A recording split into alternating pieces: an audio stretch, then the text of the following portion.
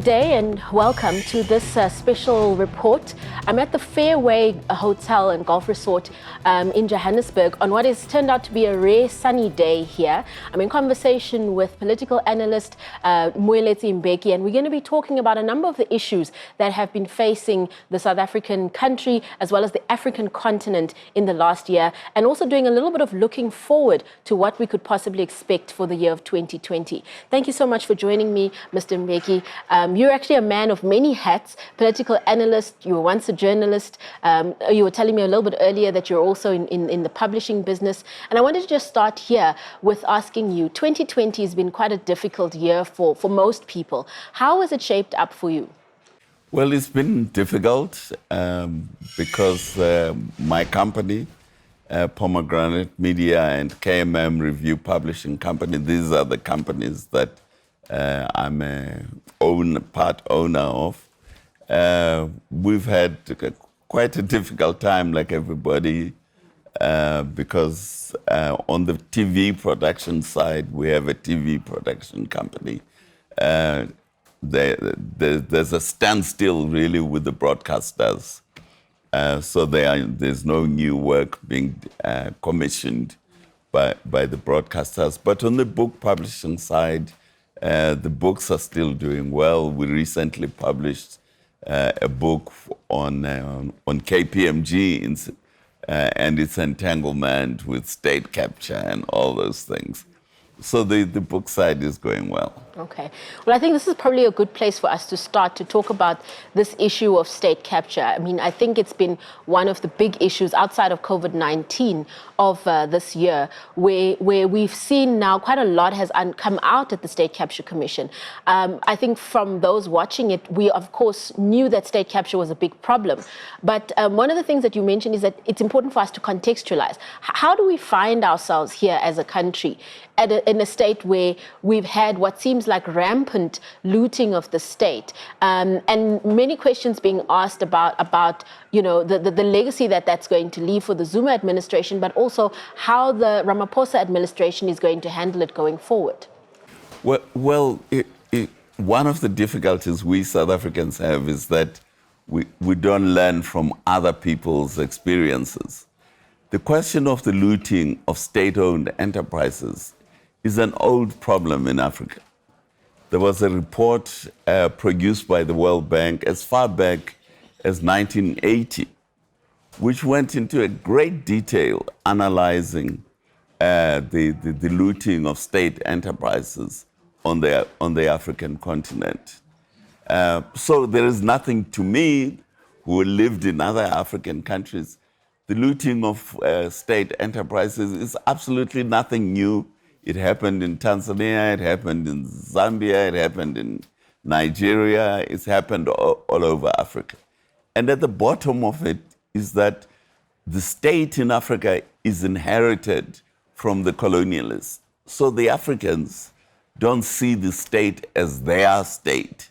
They don't see it as their asset. They see it as the asset of the colonialists. So when they get hold of this asset, they loot it because it's not their asset. So that's what's at the bottom of the looting of the state in South Africa and of state-owned enterprises, is because the state in South Africa was created by the British. The South African state was not created by South Africans. It was not created by the National Party, for example, before. It was not created by the ANC. It was created by the British in the 19th century and in the early 20th century after they crushed the Boer republics. They built the South African state. And then they also built the South African economy to be a mineral exporting economy, exporting minerals to Britain. So the state in South Africa is seen by the rulers of South Africa today as not their state. If they saw it as their state and as their home and as their asset, they would value it. The guys who are looting the state, state-owned enterprises, who are stealing from the health departments, who are overcharging for PEEs, for the protection of the people, is because they don't feel that this is their asset. They think this is a foreigner's asset. So we must how do steal we fix from that? the foreigner. I mean, we are now 25 plus years into a new democratic dispensation. We've moved from the nationalist era that we saw previously with the National Party into what you've coined as a second nationalist era, right? But what we are seeing, I think, is this increased expectation, particularly from citizens, I would imagine, that things changed. I mean, people are saying that after so many years, why are they not seeing tangible differences in their lives? To a certain extent, I suppose you could say there have been some differences. We've got more housing, water supply has improved in many areas of the country. But at the same time, we sit now in a state where poverty is extremely high and, of course, has not been helped along by this global pandemic. So is there a way that we can really turn this around if we start looking for solutions? Well, of course, we can turn this around, but it depends who controls the political power. Political power in South Africa is, to simplify, in the hands of the African middle class and with their allies, organized labor, although this is becoming shaky now. But anyway, their allies are the trade unions and then civil society. That's who controls political power. Now, how do these people benefit from political power, from controlling political power? They benefit by being employed by the state and by making themselves to earn very high salaries. If you compare the salaries of the public servants in South Africa to similar countries like Colombia in South America, or Chile in South America, or Thailand in Asia, our salaries as a percentage of gross domestic product are the highest in the world.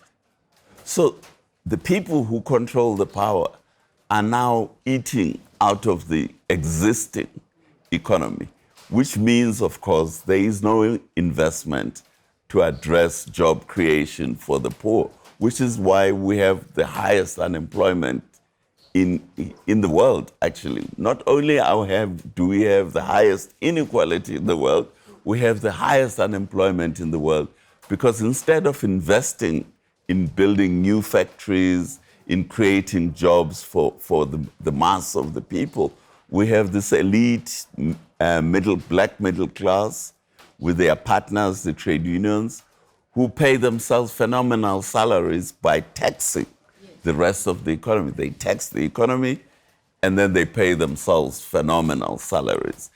So would you say that, the recent position taken by government on the public sector wage bill, we saw that was one of the big stories of 2020, where the union representatives were arguing that the wage agreement that was reached 3 years ago should still be implemented, and government coming and saying that, quite frankly, those funds do not exist. Is that a fair position for government to take, or should they perhaps even have taken a stronger position when it comes to that?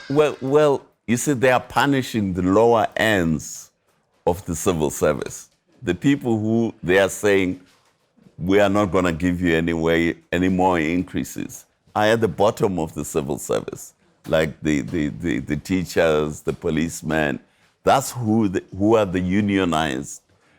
The top end of the civil service, Tito Mboweni, the finance minister, pointed out that they already earn more than R1 million a year, the top end. So those are not affected. Even if you freeze their salaries, they are still hugely highly paid. And then you go into the state-owned enterprises where there are multimillionaires who are being paid in Transnet, in Eskom, and so on. So it's the bottom end of the public service that is being punished, is being sacrificed, but the top end is still hugely highly paid. So it punishes the not so powerful. the not so politically powerful. So if you were given the keys to the union buildings for a day or a week or a month or so, what would be amongst the first things that you would tackle to start to deal with some of the issues that we are facing as a country? You see, all the millionaires who are sitting as director generals in the public service, in the municipalities, in the state-owned enterprises, I would cut their salary by 2/3. That's where I would start. On day one, I would say that the director general, and we have many of them, the chief directors, and we have many of them, the deputy chief directors, the deputy directors general, we have this massive army which is living off the wealth of South Africa in the state sector. And then you go to Eskom. What are they producing? Actually, very little. Eskom keeps us in the dark a lot of the time. But we're paying the executives them. The average salary in Eskom, I read somewhere, is 750,000. Yeah. That would be my first thing. I would cut all those by 2/3. If you compare South African salaries, for example, to China, Chinese economy is booming. Chinese people are out of poverty. Millions of Chinese people have come out of poverty. Why? One of the reasons is the Chinese invest in building new highways, new trains, new factories, but the civil service is very lowly paid. It's not paid. If you compare a South African director general to a Chinese director general, there's no comparison. I once talked to a Chinese CEO of a factory that made locomotives in Sichuan in China. And he was employing, his plant was employing 10,000 people. I asked him what his salary was. His salary was 300,000 rands a year. Oh, wow. An equivalent would be in Eskom or in Transnet would be 4 or 5 million rands. So if we are going to privilege the small elite in South Africa, which is how the ANC's economic policy does, it privileges the small elite, then we haven't got the money to invest in factories which will then create jobs for the mass of the ordinary South Africans. All right. Well, we'll leave that first section there. After the break, we'll continue to look at this issue of elite leadership in the country and why it might be leading South Africa down a dangerous path. I'm Dianne Hawker, and we're in conversation with Moeletsi Mbeki. Welcome back, and we remain in conversation with a political analyst and businessman and well-known South African, in fact, Moeletsi Mbeki. We're speaking about a number of the issues facing the South Africa as well as the African continent. Now, what we had said we were going to talk about and touch on is Mozambique, but I think we should start perhaps with Ethiopia, which we were discussing just in the break about how it actually presents quite a different and interesting scenario, but it actually brings us back to this issue of elites and how they kind of fit into the political landscape. We've seen recently quite a lot of conflict in Ethiopia, a lot of questions being raised about the leadership of Ahmed Ibe there, and we find ourselves now with a lot of questions as to how that's going to unfold in the next year. Well, Ethiopia is one of the unique African countries which was never colonized. So what you have in Ethiopia is really created by the dynamics of this ancient society. Remember, Ethiopia is a very old society. It's thousands of years old society. They have been living in Ethiopia. When the Prophet Muhammad, just to give you an illustration, when they thought he had to escape his enemies in Saudi Arabia, they thought that he would go to Ethiopia. He would escape to Ethiopia, and the Ethiopians would protect him. So we have an ancient independent country in Africa, which is Ethiopia. But Ethiopia had a feudal system and a multi-ethnic system. So you have people of Somali descent, people of Tigray descent, of Oromo descent, but they're in one state. They are living in Ethiopia. This was not created by the colonialists. The Ethiopians created it themselves. Now, there's been many conflicts in Ethiopia, which I won't go into. But the last conflict brought the Tigray People's Liberation Front, which was a party from Tigray, this small province in the north of Ethiopia. It brought them into power.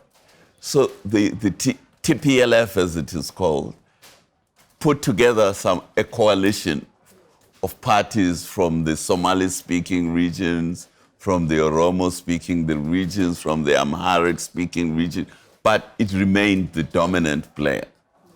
Now, when Abiy Ahmed came in and became prime minister, he said, no, we don't want a system which is dominated by a small minority. We want a real democratic system. So he abolished the system that the Tigray People's Liberation Front had created in 1991 and came up with a more democratic form of rule. And that's where the Tigrayans then defied him and decided that they are going to set up to run their province through their own way. So it's an anti-democratic movement of what was previously a privileged group. Now, if you look at Mozambique, it's the opposite, or at Nigeria, it's the opposite. It's the people who were poor, who were poor and who were being bullied in the north of Mozambique. The north of Mozambique was where most of the war against the Portuguese colonialists was fought. But most of the benefit went to the south, which is where Maputo is. So the people in the north of Mozambique were kind of left in poverty after carrying the brunt of the war against colonialism. So they turned to Islam. And so that's why you then start to have these conflicts. If you look at Nigeria, you get the same thing. Where Boko Haram comes from. Boko Haram started off as a movement of poor people in a very poor state in the northeast of Mozambique, of Nigeria, which were the people there were neglected. And when they started setting up not an armed movement, but social self-help organizations, the army came and slaughtered and killed the people. That's where the armed conflict then arose from this. So inequality in Africa and inequality anyway, is a hugely lethal problem. And I think the elite in South Africa underestimate the consequences of continuing with this massive inequality that we have. It's a very, very risky policy that is being pursued by the ANC government to allow the poverty of the mass of the people, at the same time, the huge, extravagant wealth of the upper class system that we have in South Africa. You know, when you talk about this issue of inequality, the issue of the Arab Spring comes to mind. And there has been for some years this question of, will there be some kind of an African Renaissance? Will there be some kind of wellspring of young people sort of taking up the issues on the continent and making a major change of some sort? So you know, it's interesting when you talk about, you know, the Boko Haram and some of the issues in Mozambique. One wonders whether they will ultimately lead to, you know, the youth on the continent really taking up these issues and perhaps forcing some kind of change, whether it's here or further afield. Well, we have an example in North Africa of Algeria. The Arab Spring actually started in Algeria. Again, Algeria was very similar to South Africa. You know, the French had colonized it. They had French settlers who exploited the Algerian people, and they had a war, a huge war of liberation. But the elite from the Liberation Party, which was called the National Liberation Front, got very wealthy, but the ordinary Algerian stayed poor. And they then turned to Islam. And so the elite initially declared a one-party state, so you couldn't contest their power. But in the late 80s, with the change, the fall of the Berlin Wall, the world system changed towards democracy. And the Islamists won an election in Algeria. And most of the voters were the poor Algerians. And many of the unemployed graduates were in this Islamist party. And so the regime then started, annulled the election and slaughtered the people. 200,000 people were killed in Algeria. So that's where, and you see something similar in Syria, which has happened in Syria. So in Africa, we're having the consequences of the Arab Spring. In Libya, you're seeing the same thing. So yes, it can. And in South Africa, we have all the ingredients that can create the mayhem that you had in Syria or in Algeria. So here in South Africa, we have, quite a thriving democracy, some would say. It's been credited that we have quite a good constitution that allows people to have access to rights. We've got a judicial system that seems to also be quite robust. Are those amongst the things that perhaps are keeping us from getting into a chaotic state? Yes, certainly, because at least people think, I can influence the politics, the people who are not benefiting economically. They think, let me try and influence the politics, and that maybe if I vote for the EFF, this will make a difference. If I vote for the DA, this will make a difference. So that's what then the advantage South Africa has compared to the countries that experienced the Arab Spring, because in those countries you didn't have democracy. So yes, democracy is a huge cushion for South Africa, but it's a cushion for only up to a point. After a while, the cushion wears off, and the people want real benefits. They want improvements to their lives, and voting every 5 years. And we have already seen this. The ANC used to have nearly 70% of the vote. The latest opinion poll shows the ANC is down to 50% of the vote. So it's declining. And we saw in the local government in 2016, the ANC lost all the metros in Gauteng, lost the majorities. It lost majority in Johannesburg, in Tshwane, and in Ekurhuleni. So the people are saying, you are not delivering what we fought for, all of us fought for.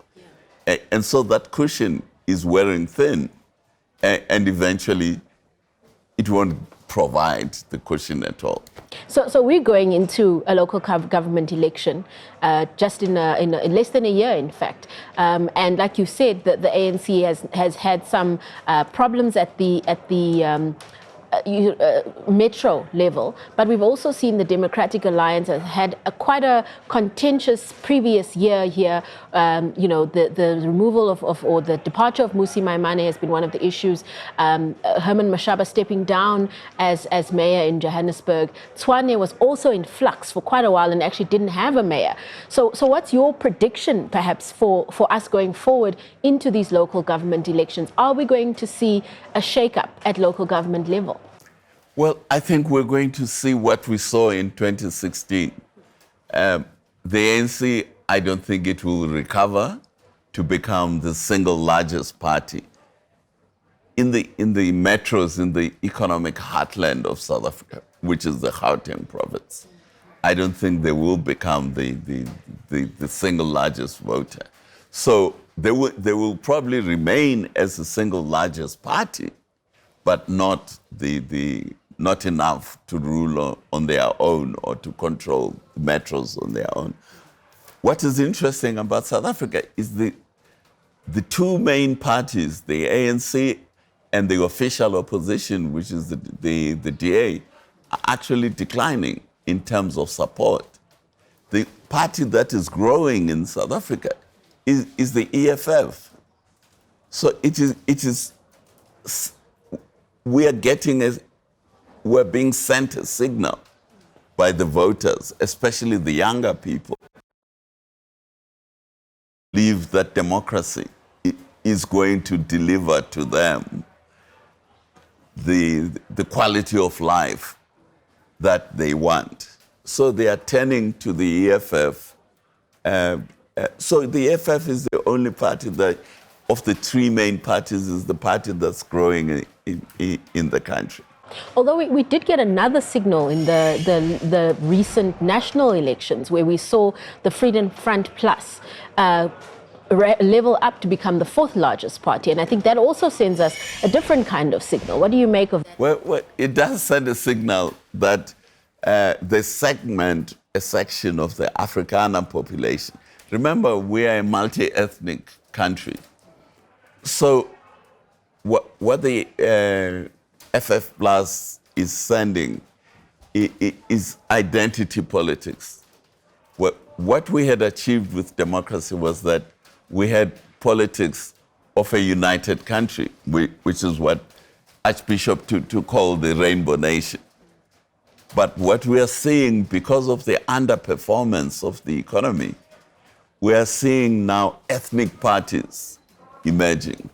And the FF Plus is a good illustration that it is breaking away from the DA and forming an Afrikaner party and promoting an Africa. So that I think that is the message that we are seeing. So we'll leave that there, and what we're going to do in the next segment is we're just going to talk a little bit about South Africa's COVID-19 response, but I think that has been quite a big story that we faced as a country and in fact as a globe, and looking a little bit at what we should expect in the coming year when it comes to politics in South Africa. Welcome back. And I'm in conversation here at the Fairway Golf Estate here in Johannesburg with a renowned political analyst, Moeletsi Mbeki. We're talking about all things South Africa and the African continent. And just before the break, we were talking about political elites, which is something that, Mr. Mbeki, you have been writing about for some time, particularly looking at the effect that political elites have had on South Africa and Africa's growth trajectory. In your book, Architects of Poverty, I think one of the key things that you look at is how the elites are really focusing on themselves and not working on enriching the country. We now find ourselves in South Africa, I think after what many have called 9 wasted years. But I suppose my question to you is, will it only be 9 wasted years if we carry on the path that we have been on? Well, we don't have 9 wasted years. We have a program of the ANC. The ANC is the oldest political party in South Africa, and it's actually the oldest political party in Africa. So it has an agenda. So 9 years is not, that's a red herring. We have a program that the ANC has been working on since it was founded in 1912. What the ANC has been working on was equality between the races in South Africa. But that equality also translated into equal consumption between blacks and whites. That's what.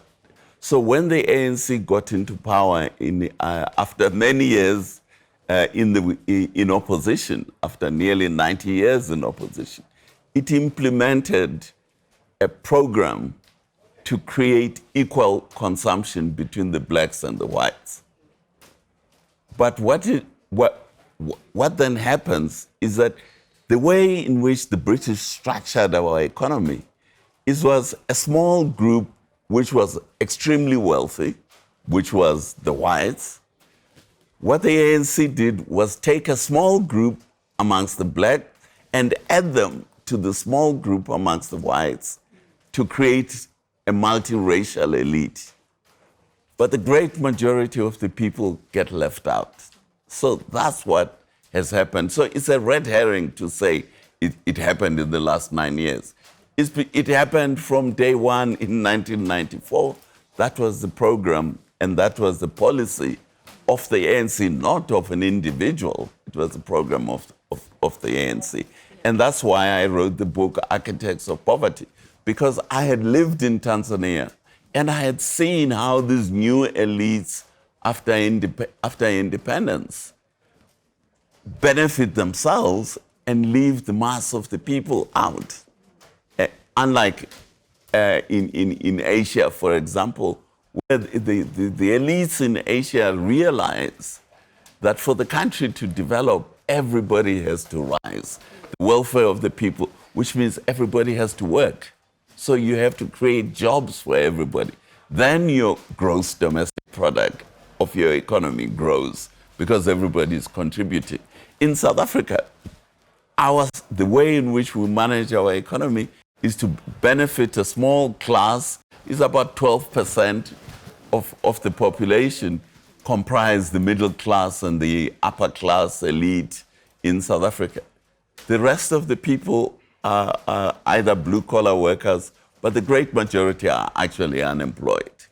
So our economy is not growing, and the poverty in South Africa is growing because the population is growing, but the economy is not keeping up with the growth of the population.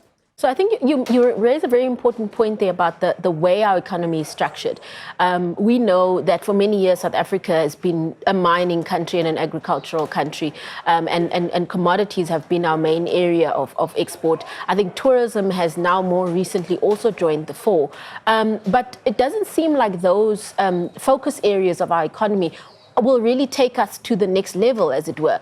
At the same time, you've got government talking a lot about the fourth industrial revolution, but we don't seem to be walking the walk of a fourth industrial revolution. Oh no, we are not walking the walk of even the third industrial revolution. If you look at our agriculture, if you look at our agricultural sector, there's very little investment in irrigation, for example. There's very little investment in agricultural education. There are no extension services, workers showing the farmer what the latest technologies in agriculture are. So the so-called fourth industrial revolution, it's a fantasy in the context of South Africa.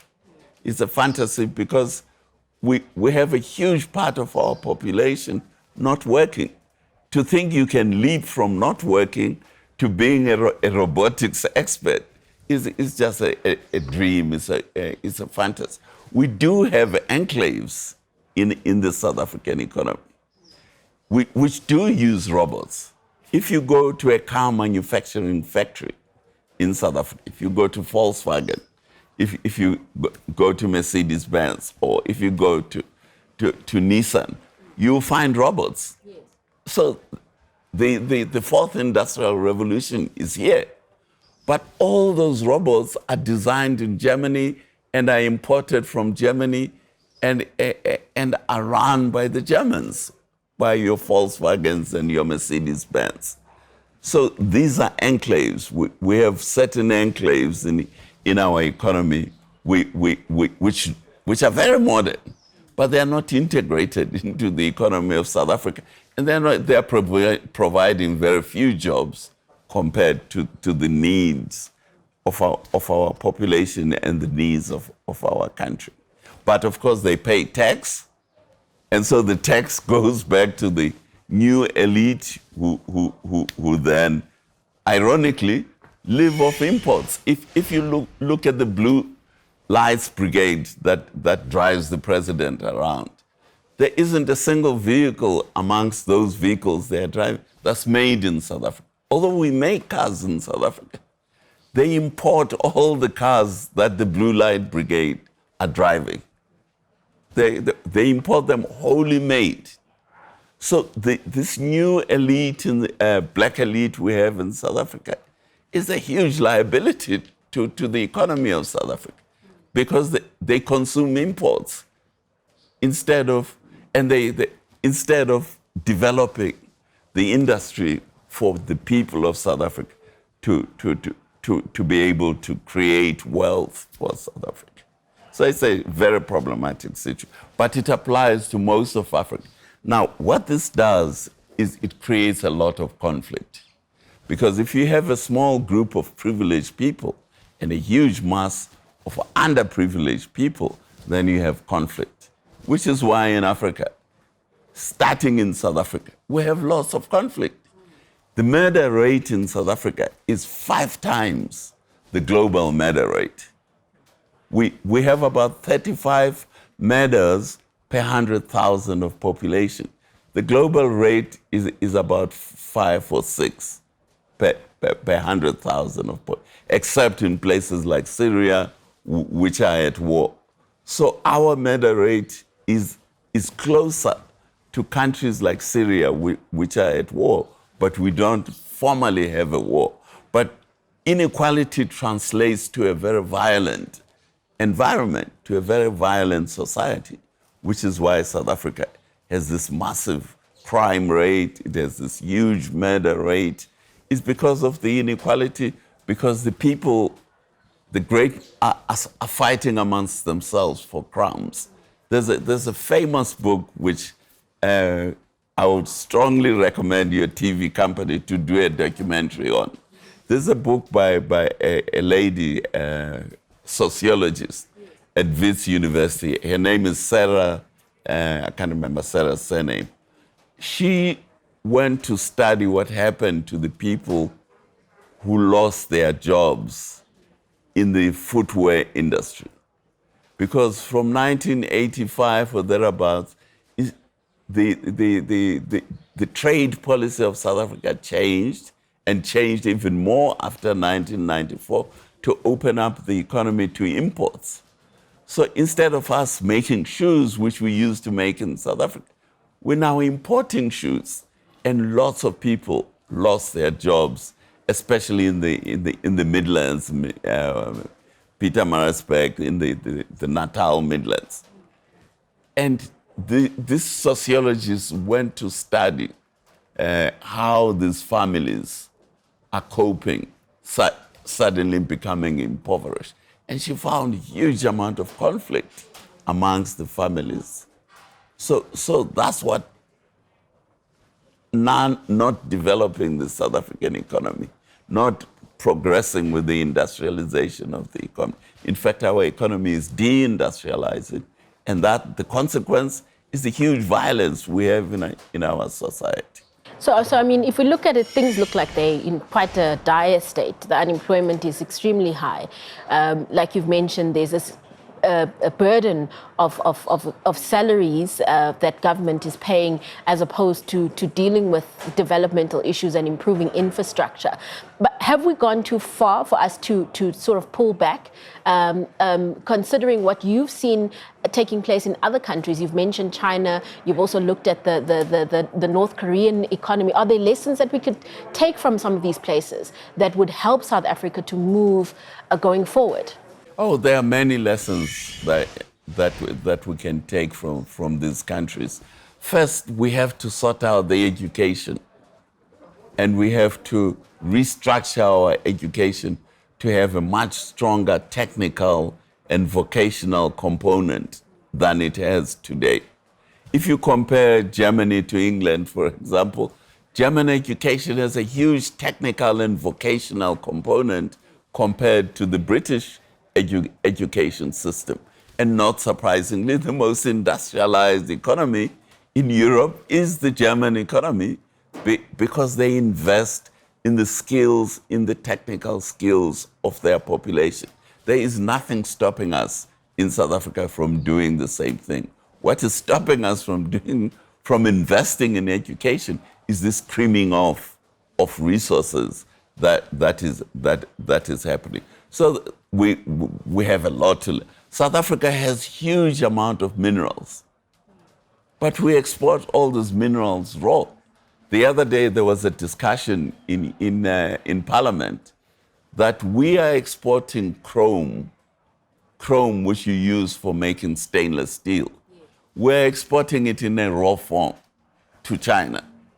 And China processes this chrome and makes ferrochrome, which it then sells to the world. So today, China is the leading supplier of ferrochrome to the world economy, but they are using raw chrome from South Africa. And one of the reasons is because we have allowed Eskom, the prices of Eskom, to run away, so it can't compete with chrome manufactured and processed in China. So again, there is something you can do to rectify. We've had the problem of Eskom since when? Since 2008? If not earlier. If not earlier. Yes. But that's when the serious power cuts started. Yes. Today is 12 years later. I had a power cut in my house on Sunday. Yes. And I had another one on Saturday, I think. We still haven't solved the problem. Yeah. So our country is hugely mismanaged. It's now the leading producer of ferrochrome to the world economy, which is used. Now, why is this? The main reason is the mismanagement of Eskom. To process chrome, you need power, electric power. And if you're having this unreliable electric power like we have, and we have had for the last 12 years from Eskom, then you can't compete against China in terms of processing chrome ore. So China has taken over. They import raw chrome from South Africa, which means we export jobs from South Africa to China. And that is the implications of mismanaging Eskom the way that the ANC government has been mismanaging Eskom. Well, there you have it. Major mismanagement in government. And that's one of South Africa's biggest problems. I think when we come back from the break, what we're going to take a look at is some of the issues being faced on the African continent. Just beyond our borders, we've had issues in Mozambique and further afield, other conflict areas. However, Ghana has had a successful election recently, and that perhaps is one of the success stories of 2020. Welcome back, and we remain in conversation with Moeletsi Mbeki. We are at the Fairway Hotel and Golf Resort here in Johannesburg, having a conversation about some of the key issues that have faced South Africa in 2020, and also hopefully looking a little bit ahead at what solutions there might be for the country going forward. So before the break, we said that we wanted to talk about the COVID-19 pandemic and the South African government's response. We've heard a lot from our Health Minister, Dr. Zweli Mkhize, and very recently been wrapped over the knuckles by President Cyril Ramaphosa. What do you make of the government's response in dealing with the pandemic? Well, as far as I can make out, I think the government has done reasonably well. Because first, nobody knew what to do. This was a pandemic that just hit the country. So the solution was a lockdown. And we had a lockdown in the country, which, according to the experts, helped to keep down the worst possible outcome that could have come out of the disaster that could have happened as a result of the coronavirus. However, what the coronavirus did was to reveal the problems that we have been discussing, which is the mismanagement of the country. First, it revealed the mismanagement of the public health sector. South Africa, huge number of our health workers are not in South Africa. We have thousands of our health workers working outside South Africa. We train doctors, we train nurses, and they leave and work outside the country. So already we have a shortage of healthcare workers. So now we have to ask ourselves, why do such a huge number of healthcare workers who we spend millions and billions training, why do they work outside South Africa? So there is something wrong. You can't blame them for chasing better opportunity. These opportunities should be there, the same opportunities should be there in South Africa for them to stay.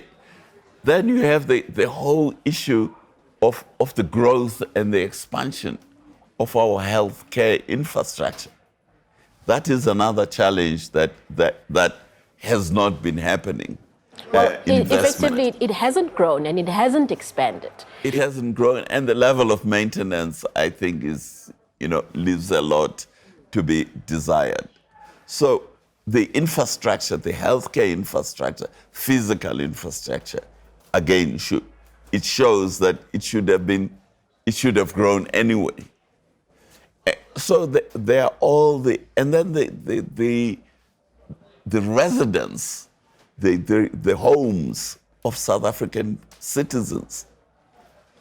South Africa is an urbanizing society. We're having many people moving from rural areas to urban areas. Now that's normal. That's what happens in history everywhere in the world.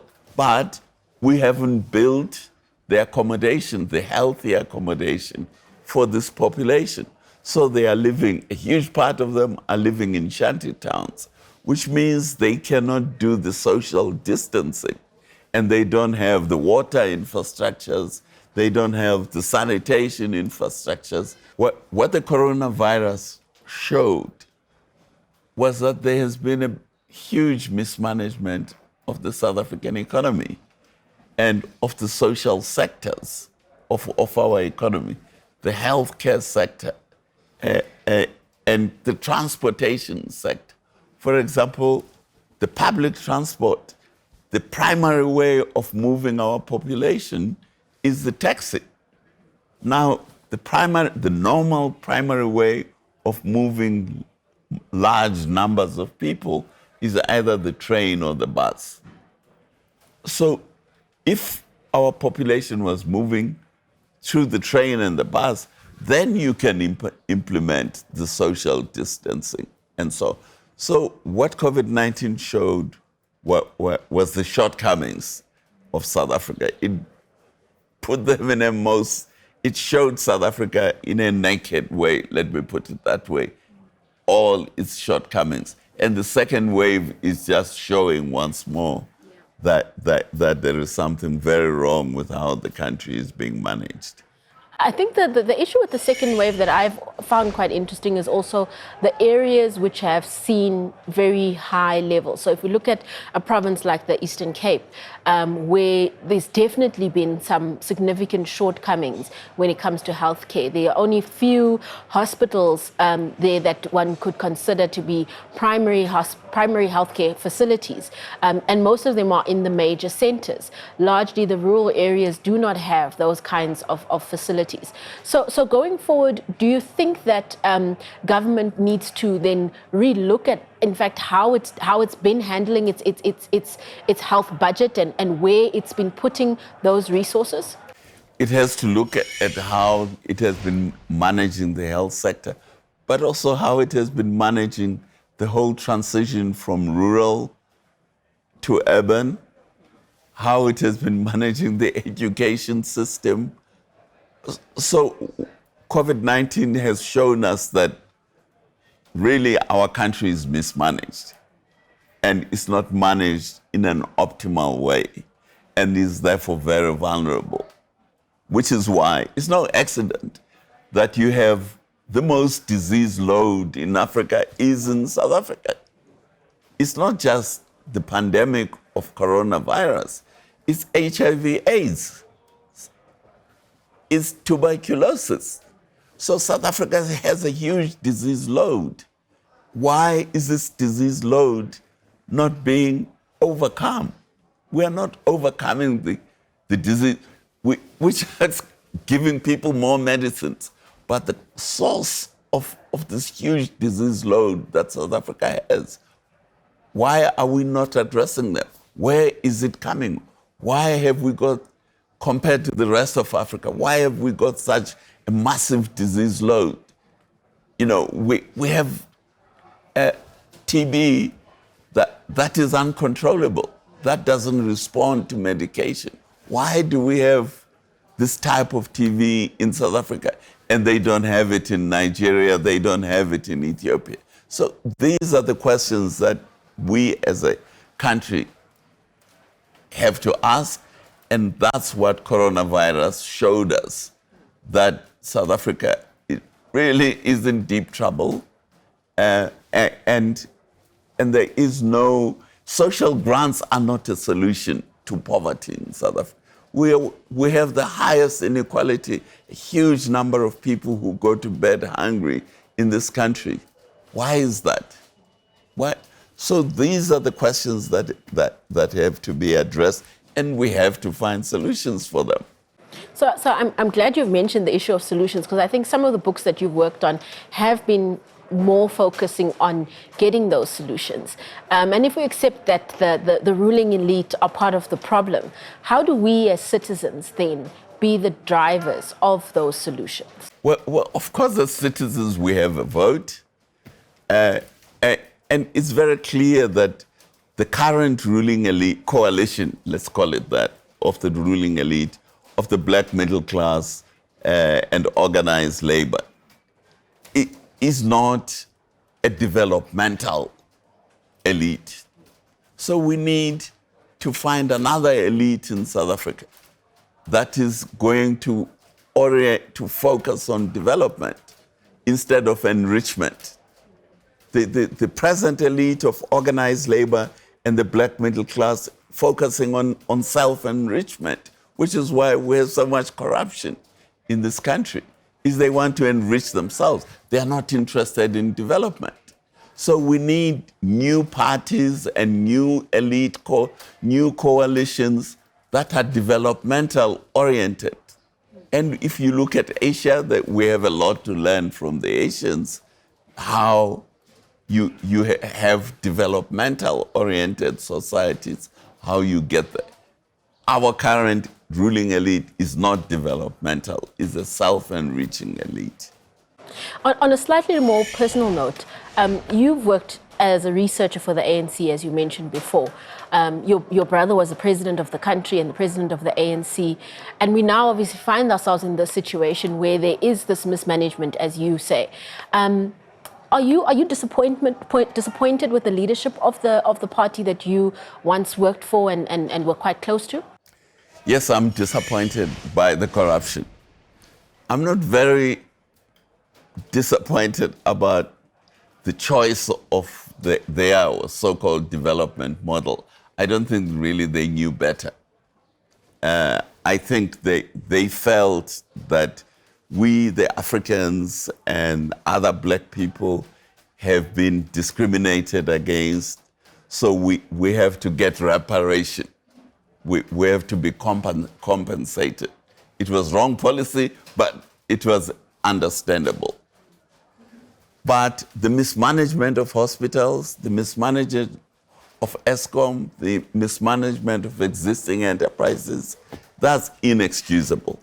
The corruption, that is inexcusable. So it's not that I'm disappointed. I think it's inexcusable, and we have to fight against it as South African citizens. But we seem to have a forgiving approach as South African citizens, because the ANC does continue to win at the polls, yes, in lesser numbers, but they are not losing outright.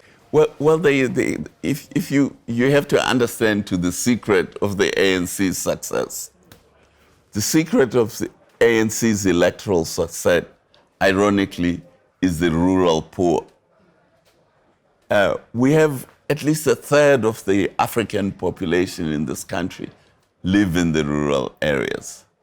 What the ANC has done is it has kept them in poverty, but it has ameliorated that poverty through social grants and other welfare programs. So that is the strategy for survival of the ANC. So as we saw in 2016, the urban population can see this is a trick, these social grants and so on. It's not leading to development. But the rural population, which has no options, has to stay with the social grant And frankly, there's hardly any democracy in the rural areas. A lot of the power in the rural areas rests with traditional leaders and chiefs who are not elected. It's not like in the urban areas where the power of the municipality depends on election. In the rural areas, the chiefs who, if I want land to build my hut, I have to go to a chief to get the land from. He is not elected. So we have parts of South Africa that are actually not democratic. And these are the former so-called Bantustan, the former so-called homelands. They are not democratic. And that's where the heart of the ANC vote is now coming from. That's what happened, incidentally, with ZANU-PF in Zimbabwe. The urban population rejected ZANU-PF, and ZANU-PF depended on the rural population. But somewhere along the line, the rural population also will realize that they are being used. And then that's why you end up with a military regime, which is what you have in Zimbabwe. Because now the rural people realize we are being used here, we are not really gaining anything. And then they started voting against the ZANU-PF, against ZANU-PF. And then ZANU-PF rolled out the army and said, now, doesn't matter what you vote, I, as the army, I run the country. And what about alternatives? I mean, we recently saw that the Constitutional Court said that individuals can now run at the national government level, and we'll see that probably not in this election, but in the coming elections going forward. Are we seeing enough alternatives on our ballot sheets and at the polls? I think this is a very positive development by the Constitutional Court. But actually, this had been agreed in the constitutional negotiations in Kempton Park. And a committee was set up to decide how to implement this kind of a system. But again, the ANC vetoed it. So what will happen to what the Constitutional Court has said, well, remains to be seen. Obviously, the ANC doesn't want this type of an electoral system. So it remains to be seen whether they will implement what the Constitutional Court says they should, or they will find a way around it to make it look like it's been implemented, but actually it is not implemented. So one last question. We're going into another year after quite a brutal year for many people. What are you optimistic about in 2021? Well, personally, I'm always optimistic about South Africa. I mean, we had a huge problem called apartheid and white domination, which had grown up over hundreds of years. Eventually, we overcame apartheid, we overcame white domination. So the people of South Africa, I have confidence that where there is wrongdoing, they will fight, and they have the strength and the resilience to keep fighting. We've had wars that have lasted 100 years. I mean, the Eastern Cape, for example, we had a 100-year war between the white settlers and the African population of the Eastern Cape. But at the end of the day, look where we are today. We have an African government, we have a democratic government. With all the shortcomings I have been explaining of that government, still it's a democratic government, which we didn't have 30 years ago. So what we now have to do is we have to look at what is the next challenge that we have to deal with, we as South African citizens, and define what that challenge is and come up with a step-by-step plan of how to solve that challenge. And then one day at a time we deal with, and I have no doubt we will find the solution. All right. Well, that might be the recipe to quite a little bit of a better year in 2021, identifying the problem and dealing with it one day at a time. Thank you for your time, Mr. Mbeki. It was great chatting to you. I'm Dianne Hawker, and that's the end of our special broadcast for Newzroom Africa. Thank you.